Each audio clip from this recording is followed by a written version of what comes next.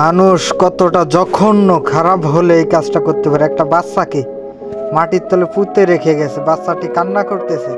এটা আমাদের বাংলাদেশে আর কোথাও না। একটা শিশু বাচ্চা, অবলা বাচ্চা, বাচ্চাটির মুখের উপরে একটা পাথরও দিয়া গেছে। কান্নাটি আসছে ঠিক রাস্তার পাশে নরম মাটির নিচ থেকে। বিশ্বাস অবিশ্বাসের দোলাচলে দ্রুত মাটি সরাতে শুরু করে কয়েকজন। মাটির নিচে কেন শিশু? প্রথমে দেখা গেল একটি কাপড়ের কোনা, তারপর কাপড়টি সরাতেই বেরিয়ে এলো একটি নবজাতক।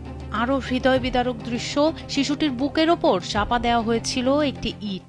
বাচ্চাটা পাওয়া গেছে পরে আমরা আবার সবাই ধইরা মেরা আর কি বাচ্চারা পরিষ্কার টরিষ্কার কইরা একজনকে দেওয়া হয়েছে। এখন আমরা আমাদের বাসায় ভাড়া থাকে একটা মহিলা, ওনার কিছুদিন আগে আমরা বাচ্চা পেটে দেখছি, কিন্তু উনি শিকার আসে নাই। জন্মের কয়েক ঘন্টার মধ্যেই তাকে হত্যার চেষ্টা। এই নিষ্ঠুর দৃশ্য দেখে পথচারীরা শিউরে ওঠেন। কেউ কেউ আতঙ্কে চিৎকার করে, কেউ বা চোখের জল ধরে রাখতে পারে না। শিশুটিকে দ্রুত উদ্ধার করে ধুয়ে মুছে নেওয়া হয় হাসপাতালে। সেই মুহূর্তে স্থানীয় এক নিঃসন্তান নারী শিশুটিকে দত্তক হিসেবে আশ্রয় দেন। এই হৃদয় বিদারক ঘটনাটি ঘটে টঙ্গীর মোরকুন মধ্যপাড়ায়। গতকালকে সকাল 8টা বাজে এখানে একটি ছেলে